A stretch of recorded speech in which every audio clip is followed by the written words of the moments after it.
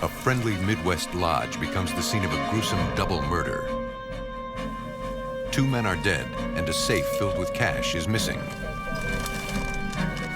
But the investigation runs cold until several crucial tips and equally solid lab work pry the case wide open. In Michigan, an elderly man is found brutally bludgeoned, dead in his own home.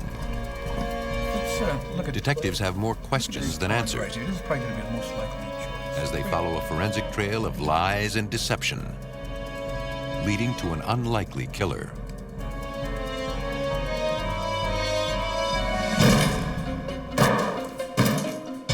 Two completely separate crimes, two different killers with one common thread. Both possess a murderous rage stemming from raw greed.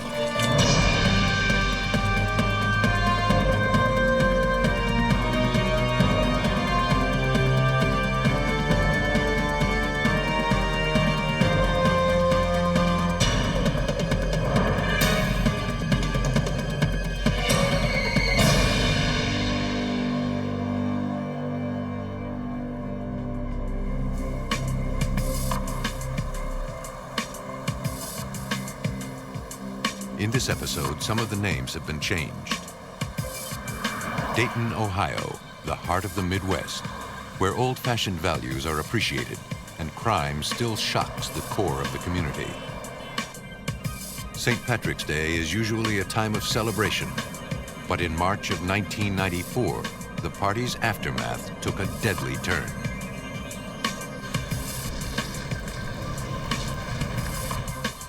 Mary Pickett's husband, Frank, was unusually late. Early that morning, he'd gone back to the local lodge to clean up after the St. Patrick's Day party the night before. Mary hadn't heard from him all day, so she decided to drive to the lodge to see if he was okay. Frank's vehicle was still parked outside, and the side door of the lodge was wide open. She instinctively began to fear the worst and phoned the police. Dayton police officers responded to the scene.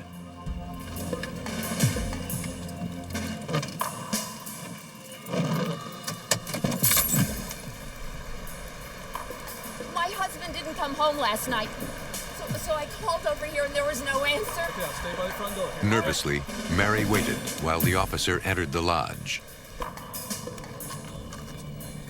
He noticed something unsettling. The St. Patrick's Day decorations were still hanging, and it was eerily quiet.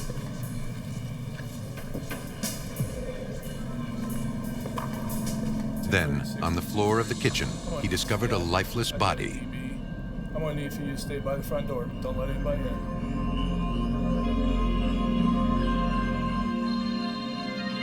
Concerned the assailant may still be in the building, officers cautiously searched the area.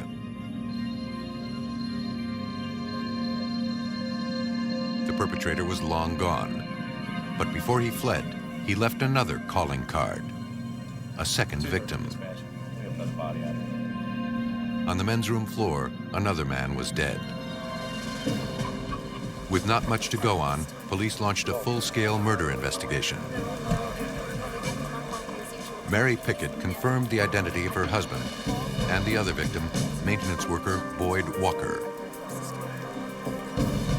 She explained Frank and Boyd were on the cleanup committee and were getting the lodge ready for their weekly meeting. Dayton Police Detective Doyle Burke examined the bloody scene and began to piece together the events that led up to the murders. The first thing that caught my eye was the doors were very formidably locked. However, they didn't appear to have been tampered, so I felt there was definitely no forced entry. Detective Burke looked around for other clues and saw the cigarette machine had been pried open and nearly all the money was gone. He then found a bloody hammer on the floor of the back office. It looks like some blood and hair on that hammer there. Do anything you want to take? Crime scene technicians photographed the possible murder weapon. It was carefully collected and sent into the lab for analysis. Detective Burke's next move was to reconstruct the crime step by step. The victim was in the restroom area, and he appeared to have been laid out there and then beaten to death rather than just caught by surprise. The other victim in the food preparation area was very different. He appeared to have been caught off guard before he was beaten. I kind of thought that perhaps he was the one that may have opened the door for the suspect. Samples of the blood found in both rooms were preserved and sent to the lab along with the other evidence gathered at the scene. Detective Burke took note of the blood spatter on the walls and the floor, hoping the pattern would be a clue as to how these two men died. As coroners removed the victims' bodies from the lodge, Detective Burke had many questions about the killer. He believed the men not only knew their killer, they may have opened the door for him. Okay, I think I'll expedite it. The autopsies were performed at the Montgomery County Coroner's Office by Dr. Russell Updegrove. Palpate a few skull fractures here also. We're going to need a photograph of this. Preliminary findings indicated that Frank Pickett received 19 blows to the head. Boyd Walker had been struck 18 times. Both victims suffered cerebral contusions. With a hard tile floor surface, and looking at the blood, it looks like he may have just been caught by surprise from behind. Dr. Updegrove's findings also revealed the murder weapon left crescent-shaped marks on the back of their heads.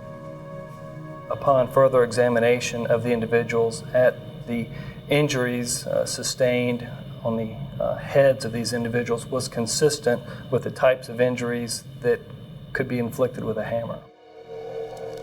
Forensic scientist Denise Rankin processed the hammer at the Miami Valley Regional Crime Lab.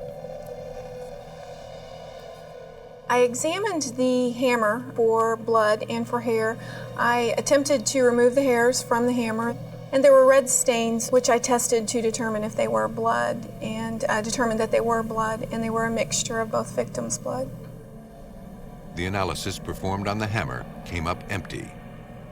The investigation stalled. A task force meeting was called to determine the next move. At this point, we've got nothing on it. You guys are the main crews downtown. Detective Burke was joined by Detective Tom Lawson. Together, they headed up the task force. We got nothing. You guys got. One officer learned a vagrant named Timothy Clifford had been trying to scam money from a local church on the day of the murder. Timothy Clifford? It was the first solid lead. In following up on Timothy Clifford, who was an initial suspect in these offenses, the first thing we obviously did was took steps to locate him.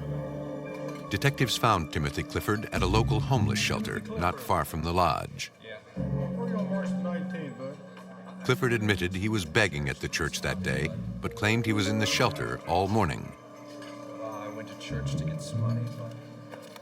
He said the shelter had a book that kept track of the residents' whereabouts. It was a lockdown facility, and during the time frame that these homicides occurred, his whereabouts were verified at that shelter. The lead was a dead end. Detective Burke hoped the lodge manager could provide the investigation with a much-needed jump start.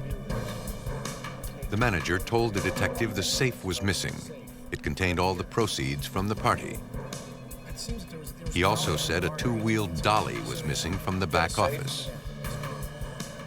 The manager explained to Detective Burke that Frank Pickett had an unusual habit of sealing the deposit bags with duct tape before depositing them at the bank. And since the detectives believed the men knew their killer, the lodge manager provided them with a list of employees and members, both past and present. I had a strong belief that it was somebody familiar with the operation, and of course the first place I'm going to look is ex-employees and then current employees. The next step was to track down anyone who might know why Frank Pickett and Boyd Walker ended up dead. Hey, didn't you work over at Hopkins for a while? After speaking to dozens of people, police came up empty-handed. The former workers and members all had solid alibis and had no motive for murder. But back at the station, calls and tips were pouring in. And this time, there were some promising leads. Police began to see a pattern. Most of the information revolved around one man, Edmund Emerick. One caller said Emerick bragged of being able to lift a safe single-handedly. And another caller said he once saw Emerick pry open a cigarette machine at a bar. But the biggest break came when a phone tipster came into the police station. No one tip in and of itself that was enough to say that Emerick committed these crimes. But when the volume kept coming in with information about Emerick and multiple tips and information about Emerick, certainly he became an individual we were very interested in. I think that's an interesting thing. This one piece will make 52 layers. Watch on mobile devices or the big screen. All for free. No subscription required. What you have to see right here. The informant was a local man familiar with Edmund Emerick. He knew Emerick had worked for a bar in the neighborhood. He said Emerick had a reputation for beating up patrons in his own bar. Then he would call the cops and say they passed out. He said he saw Emerick in another local hangout, getting change from the bartender when his bar ran out. He stated that Edmund Emerick could be intimidating, a local who clearly knew his way around the bar district. He also told police Emerick bragged that he knew where the lodge kept their safe. There was information about Emerick losing his job and needing money, and then shortly after these offenses, having money. So each little piece of the pie basically in and of themselves were not enough, but when they culminated, it was clear he was of high interest to us. Police needed to find out as much information as they could about Edmund Emerick. It didn't take long to find out he had a police record. A record which included an outstanding traffic warrant and, more interestingly, an arrest for safecracking in the state of Ohio. Once his name came up in the investigation, detectives began to keep an eye on him. The outstanding traffic warrant gave them what they needed to take him off the streets. Stop right there, sir. Take your hands out of your pockets for me. Stand still for a minute. Let me talk to you. The warrant gave detectives the perfect opportunity to interrogate Emerick for a far more insidious crime, the double murder. In the course of the investigation, we pursued several leads, but again, everything kept coming back to Emerick. And for the first time in this particularly violent and frustrating case, it looked as if detectives Burke and Lawson finally had a solid lead and a potential murder suspect. Dayton, Ohio detectives were making headway in the gruesome double murder that took place at a local lodge the morning after St. Patrick's Day. They had a few clues, a stolen safe, a missing dolly, and a bloody hammer. But nothing added up. After hitting several dead ends, one name repeatedly turned up on the crime tip line: Edmund Emerick. Emerick worked at several bars in the vicinity of the lodge and had a reputation for being hot-headed and dangerous. He had an outstanding arrest warrant, and police picked him up. Detective Doyle Burke believed they were on the right track. There was information that was received about Emerick being very brutal and very physical. After his arrest, Edmund Emerick jumped to the top of the detective suspect list when they noticed bloodstains on his clothing. I cut myself shaving. Looks like blood to me. He claimed he had cut himself shaving, but the detectives remained skeptical. Something didn't add up. His alibi was a little too good. What I want to do is, For someone to tell me minute by minute, hour by hour exactly what they had done is suspicious. Detectives Burke and Lawson asked Emerick to surrender his clothes as evidence. The blood that was found on Emerick when he was first arrested was on his shirt and on his shoes and also on his jacket. He spent the night in jail while his clothes were sent to the lab for blood analysis. The detectives hoped the blood on Emerick's clothes would match the victim's blood. The evidence was tested at the Miami Valley Regional Crime Lab. Denise Rankin explains. There was blood on the clothing that was consistent with the suspect's own blood on his own clothes. But like the hammer, the blood on the clothes did not bring the detectives any closer to catching the killer. In fact, the jacket appeared to support the suspect's story that he had cut himself shaving. But detectives Burke and Lawson weren't giving up on Edmund Emerick. A warrant was issued to search his house. They discovered a deposit bag sealed with duct tape. An informant had told detectives one of the murder victims sealed the bags for deposit in the same manner. Technicians photographed the evidence and took several other items of Emerick's clothing for further forensic testing. And you just step right down there to that gate for me. With no immediate proof to hold Emerick, the suspect was released. But Burke and Lawson believed they had their man. They just had to prove it. The day after his release, detectives had Emerick's car impounded. Evidence technicians went over the automobile with a fine-tooth comb.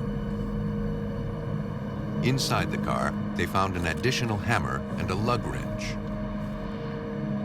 Each was gathered and sent to the lab. Get that sample and get a Technicians took gray paint samples from smudges found inside Emerick's car door. Investigators believed the paint might be from the lodge's missing safe. The paint smudges were analyzed at the Miami Valley Regional Crime Lab by Director Ken Betts. We're looking to make the determination whether the paint, gray paint that's on the safe, was also left on the vehicle in question by the suspects. Investigator Burke and Lawson's next move was to check on Emerick's ever so careful alibi, starting with his family. Emerick claimed to have spent the morning of March 19th visiting his father before heading to a local laundromat. The detectives were not surprised, nor convinced, when Emerick's father confirmed his alibi. But a female employee at the laundromat was more helpful in punching holes in Emerick's story. She said his behavior was suspicious on that day, that he parked unusually far away from the front door, especially since he had an incredible amount of clothes to be cleaned.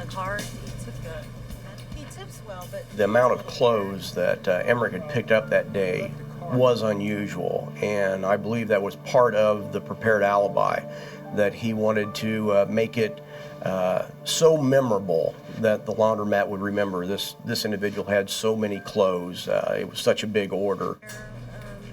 But the most damning thing the laundromat worker remembered was that Emerick left a two-wheel dolly in the parking lot of the laundromat,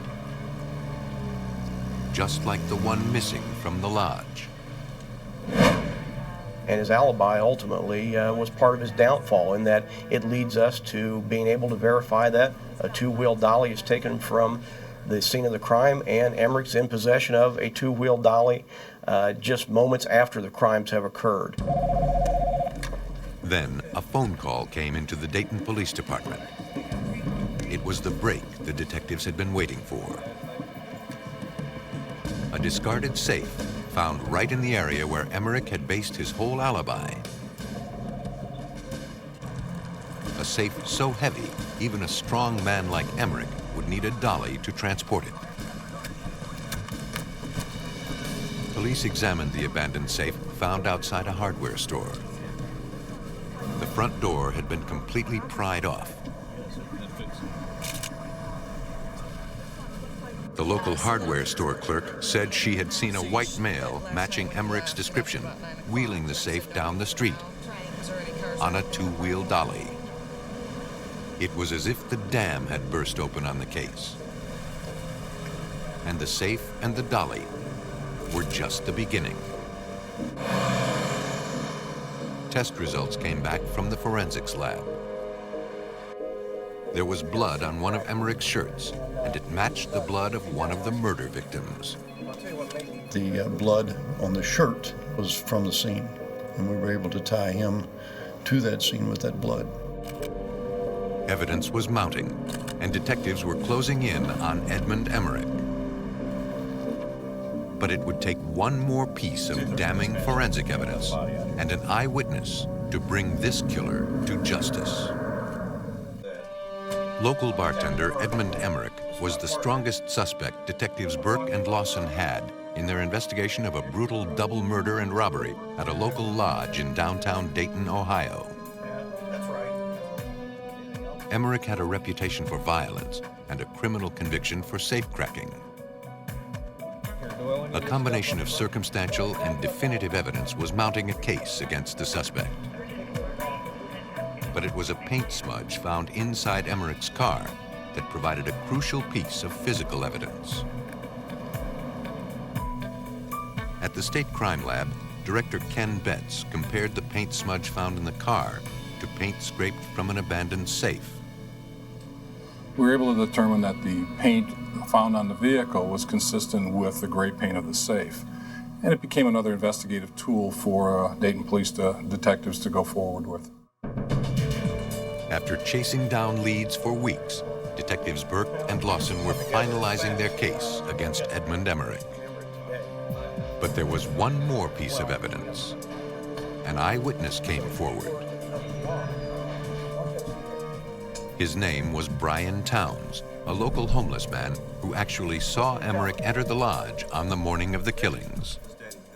In interviewing him, we were able to determine that he not only saw Emerick down at the scene of the crime that day, he saw the door that he entered in. He also saw him exit, and also even spoke with Emerick during the time frame that we were certain these homicides had occurred.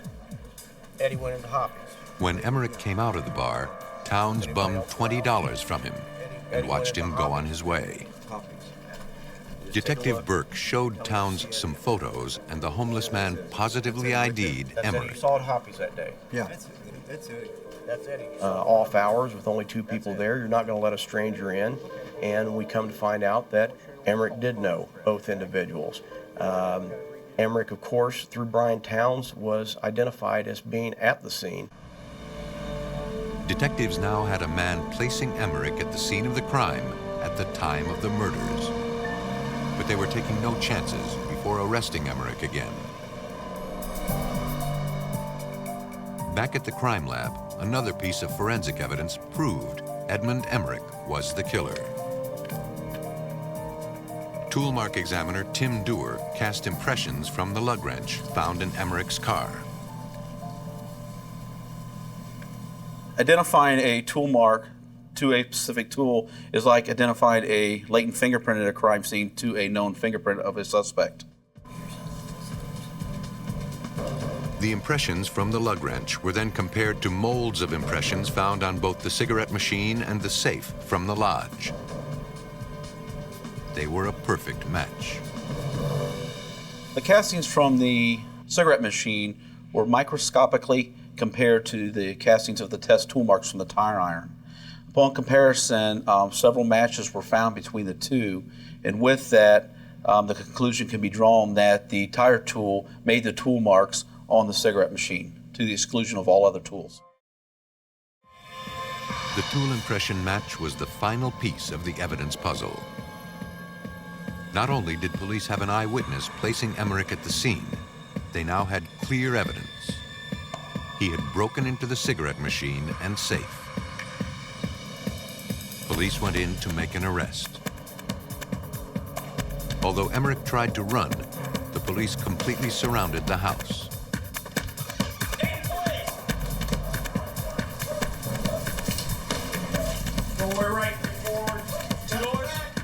There was nowhere for Emerick to hide. After weeks of tracking down the killer, detectives got their man. And they were now about to get the full story of what happened at the lodge that tragic morning. As suspected, Boyd Walker knew his killer and naively opened the door to his own murderer.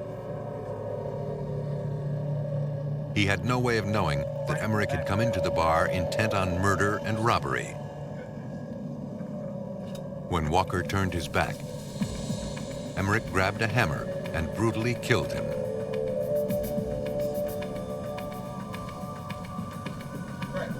Just as viciously as he had struck Boyd Walker, Emerick killed Frank Pickett. In just a matter of minutes, both men were dead. Emerick scrambled, grabbed the dolly, and wheeled the safe out of the lodge. He later abandoned the dolly in the laundromat parking lot. Emerick was in dire need of money, and this was an opportunity to take advantage of two individuals that would trust him. Edmund Emerick was found guilty of 2 counts of aggravated murder for his fatal assault on the 2 bar workers, as well as a count of robbery. He was sentenced to 2 life terms in prison. Some killers prey on unsuspecting targets of opportunity, making it easier for them to conceal their identity.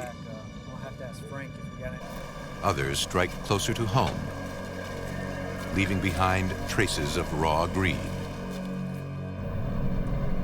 Emmett Township is a rapidly growing community of 12,000 people located on the eastern border of Battle Creek, Michigan. They pride themselves on being a close-knit, safe haven. Which is why what happened on the morning of April 26, 1996, was such a shock to the small town.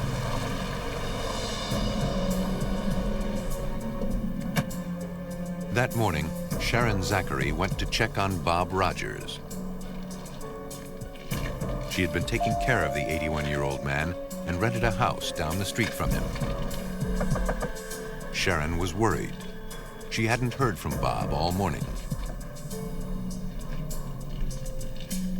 When Sharon saw his car at the side of his house, she became particularly concerned. He never parked there, and he hadn't been answering his phone.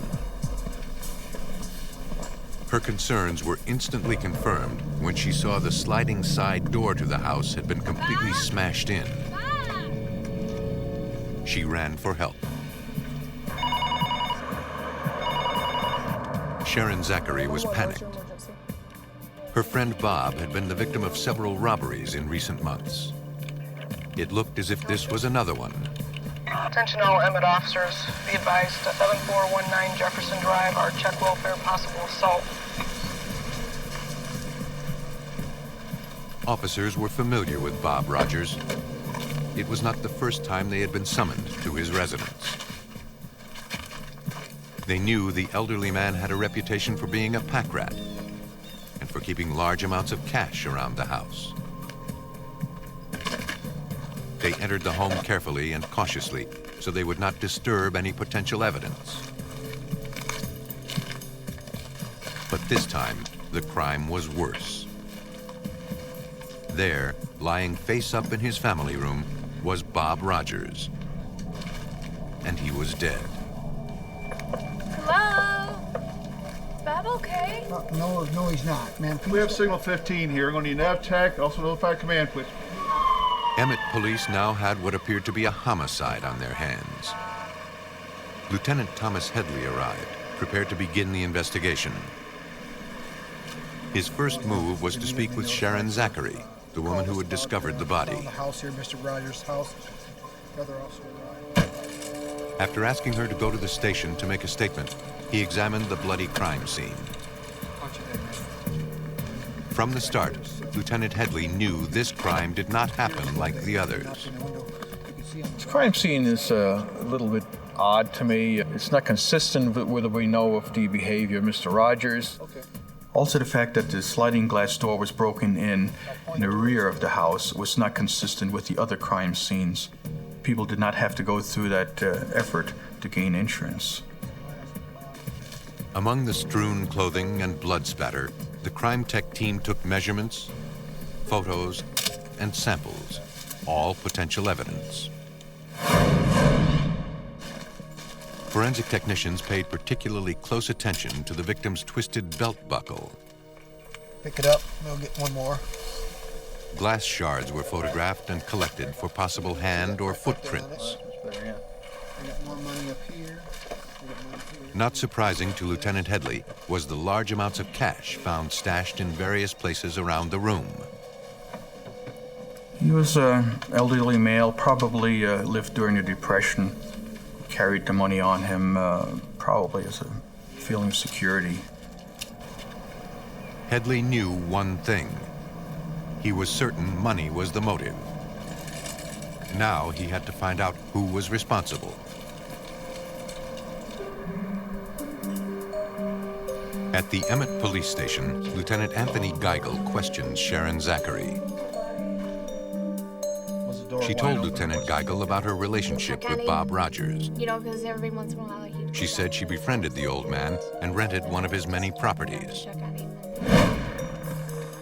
Zachary explained she was concerned about Mr. Rogers' safety, and she even insisted that he move in with her.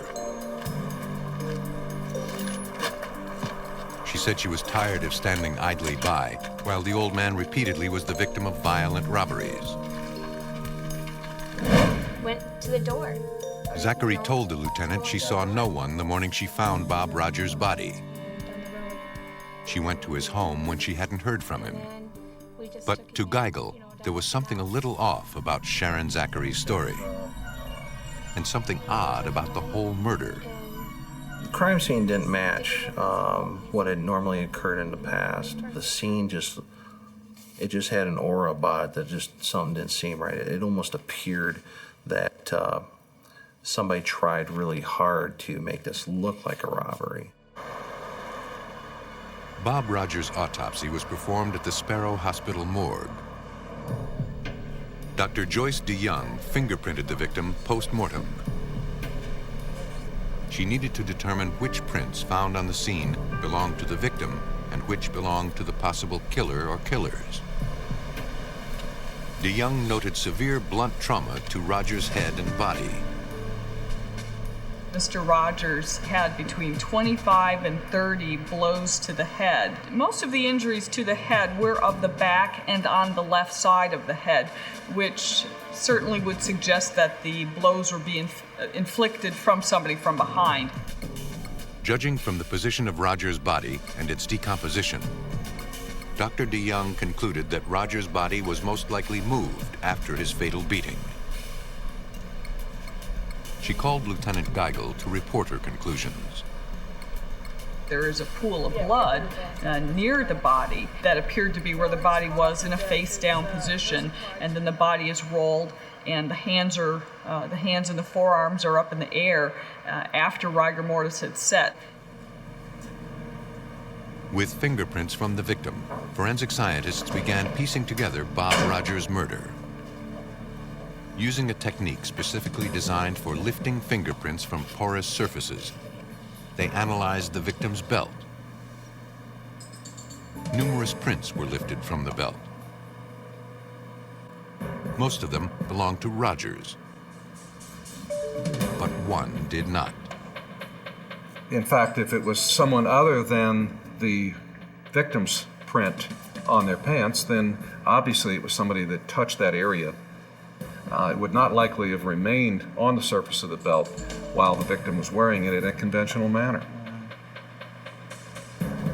Scientists also found some compelling evidence on one of the shards from the broken sliding glass door. It was a muddy tennis shoe imprint. Simply by walking over glass, the design elements of the shoe are reproduced on that glass with incredible detail, including the Not only the design, but wear characteristics, size, the individual characteristics, unique features about a shoe that enable us to positively identify the shoe. The evidence was compelling, but it seemed to be leading nowhere. Lieutenant Geigel had no suspects, and every day that passed was another day the killer was free. Emmett Township Police were investigating the death of Bob Rogers, an elderly man who had been the victim of repeated robberies. They had evidence, fingerprints, and a muddy shoe print. Lieutenant Headley readied the next plan of attack. He knew the strong evidence in the case would ultimately help him convict the right suspect. Emmett Police organized a task force to brainstorm leads in the brutal murder. And they made a shocking discovery. Apparently, Mr. They learned Sharon Zachary had power of attorney over Bob Rogers' finances. Yes, I did. I contacted Tony. Since she was the one who found his body and had unlimited access to his house, they needed to eliminate her as a suspect. Still valid. They obtained a search warrant and began to look into her affairs. We started talking to family members, and as a result, we started looking at her a little closer as a possible suspect. Their first stop was to return to the crime scene. Thousands of dollars were found in the house, cash stashed in every room. Investigators removed files and records from Rogers' home. In poring over his records, Lieutenants Geigel and Headley learned Sharon Zachary was using Rogers' credit cards. Same thing here as some Detectives began to suspect their hunch about Sharon Zachary had been right. We also pulled bank account statements, discovered that she had been actually withdrawing some funds from some of his bank account. So that kind of led us into motive a little bit, that there might be more to this and that there might be some money that may be at issue. I handle all of his legal and financial matters. As a matter of fact, he was in here. For further insight into Rogers' finances, they decided to question his lawyer. Power of attorney to a Sharon Zachary. Rogers' lawyer explained Zachary was granted power of attorney 4 months before the murder. But just 2 weeks before being found dead, the elderly man had abruptly changed his mind. He discovered $10,000 missing from one of his accounts, and he was furious. The case further developed when we learned that Mr. Rogers had made a will leaving the property that belongs to him to Sharon Zachary upon his death. Did you get the information? With a motive clearly in place, Lieutenants Geigel and Headley sent an investigator to Rogers' bank. Together, and that's the form right there. The bank manager said Sharon Zachary came in with Bob Rogers about a year before his death, asking to be put on his account. Rogers sat by uncomfortably while the paperwork was completed. But he returned alone the next day, requesting she be removed from the account. He wanted her removed as the power of attorney. He wanted to handle his own affairs as he didn't trust Sharon Zachary any longer. Mr. Rogers hadn't been able to get to his will yet. He was unfortunately murdered before he was able to do that. Finally, detectives spoke to a security guard at a local discount store. Zachary went to buy some shoes and attempted to use Bob Rogers' credit card. When the card was declined, security was summoned to the counter. They called Rogers at his house, and he told them that under no circumstances did he give Zachary permission to use his credit card. She insisted there was a mix-up. The significance of this card was that it caused Mr. Rogers to become suspicious, because at that time he would have felt that he was being cheated by Sharon Zachary. It was a huge break in the case. Detectives Geigel and Headley had confirmation that Sharon Zachary was desperately trying to take advantage of 81-year-old Bob Rogers. They were becoming more and more convinced that it was Zachary who killed the elderly man in a fit of greed. But they needed proof. If they could find a way to directly prove her guilt, the detectives knew they had found their murderer. Take a look at what you got. Lieutenant Geigel and Lieutenant Headley were hot on the trail of the murderer of 81-year-old Bob Rogers. Okay, what do you got? The man was bludgeoned to death in his own home, and preliminary evidence was pointing to the guilt of his caretaker, Sharon Zachary. Yeah, it looks like she may have signed his name. Zachary had been taking advantage of her power of attorney over Rogers' finances. It seemed clear the old man didn't appreciate Zachary spending his money.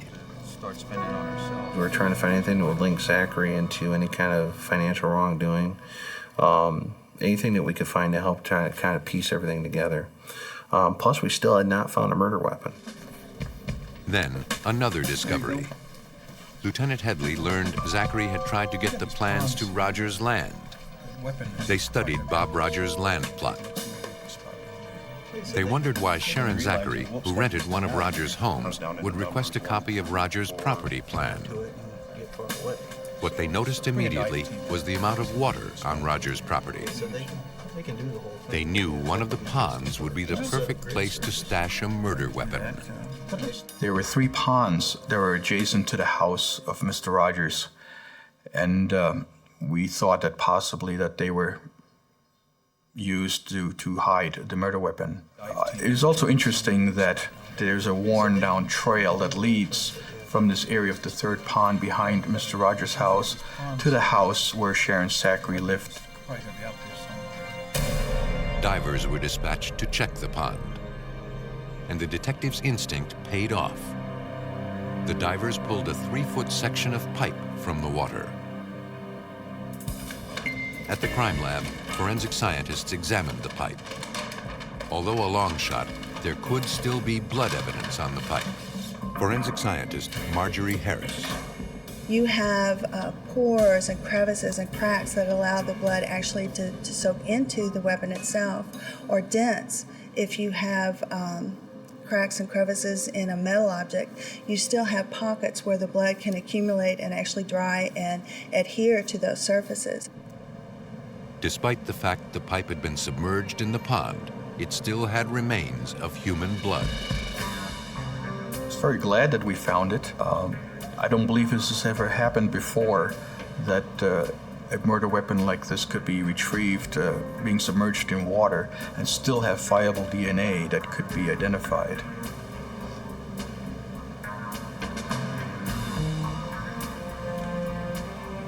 Forensic investigators replicated the blood spatter of the crime scene. Using a pipe similar to the one found in the pond, they struck a melon to simulate a skull. Comparing crime scene photos to the crime reconstruction, forensic investigators concluded the pipe pulled from the pond was the same pipe used to kill Bob Rogers. We like to do a crime scene reconstruction where we can tell a series or a sequence of events. What happened, where did it happen, what was the order that it happened. The detectives felt they finally had all the ammunition they needed to go after Sharon Zachary. With a search warrant in hand, they entered her house. By seizing the financial records in Sharon Zachary's house, it shows that she had an interest in the finances of Mr. Rogers, and that she wanted to know, apparently, more about what kind of money that he had available to him. Sharon Zachary was cooperative in allowing police to remove Bob Rogers' records from her house. The officers asked her for a pair of tennis shoes for comparison to a shoe print found at the crime scene. Without any argument, she produced a pair of white tennis shoes, which they promptly bagged for testing. Back at the crime lab, treads on Sharon Zachary's tennis shoes were compared with the footprints found on the broken glass at the murder scene. Although she insisted she never went in the house that morning, the preserved prints matched those of Sharon Zachary's perfectly. the individual characteristics are exactly the same. Therefore, the impression from your crime scene and the impression made by the known shoe from the suspect are one and the same. The shoe print was enough to arrest Sharon Zachary. It definitively placed her at the scene of the crime. The woman who claimed to be Bob Rogers' caregiver was now being arrested for his murder. We believe that the forensic evidence that we located clearly established that she was at the crime scene. We established that Sharon Zachary was untruthful, and we believe that Sharon Zachary murdered Mr. Rogers. Back at the crime lab, forensic scientists were comparing a fingerprint found on Bob Rogers' belt with Zachary's prints. It was a perfect match. We actually physically found Zachary's print on the back of Mr. Rogers' belt, which shows that she had contact with the body.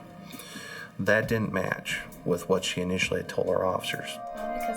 Zachary said it was only natural they had evidence linking her to the crime scene.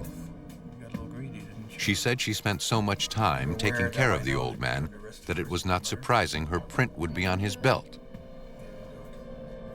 But forensics told a different story about the print. It is very fragile in nature and in all likelihood would have been destroyed in simply placing the belt through the belt loops and attaching it to the pants. If it has been on a person's clothing for a period of time, it's not likely that either the victim's print or a suspect print would be present on the underside of that belt. It was too late for Sharon Zachary. The evidence against her was overwhelming, and everything was pointing to her guilt. The forensic evidence we gathered at the scene of this incident were key into solving this crime. Everything from the thumbprint to the shoe impressions that were pulled to the murder weapon that we eventually found submerged in one of the ponds. That pulled everything together, made all the pieces fit, and allowed us to solve this homicide. Sharon Zachary could no longer hide from what detectives were able to piece together. Angered by not being able to freely spend Rogers' money, Sharon Zachary let greed get the better of her. Keep looking. On the morning of April 26th, she went over to his house. While he was stashing away some of his cash, she struck the elderly man repeatedly with a pipe.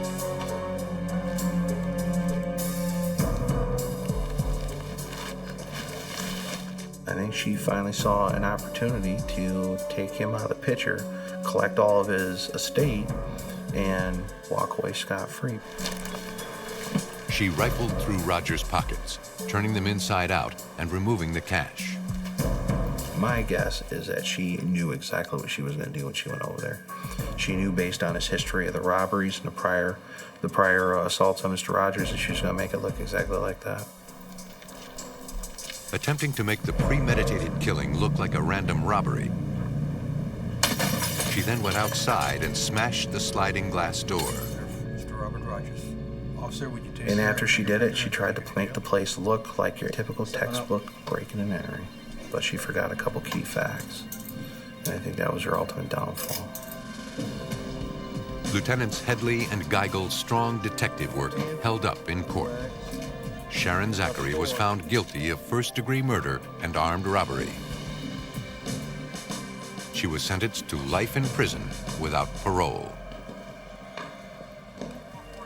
Some are victims of circumstance, killed for being at the wrong place at the absolute wrong time. Others are exactly where they belong, but remain unsafe from killers who seek them out with a motive of raw greed.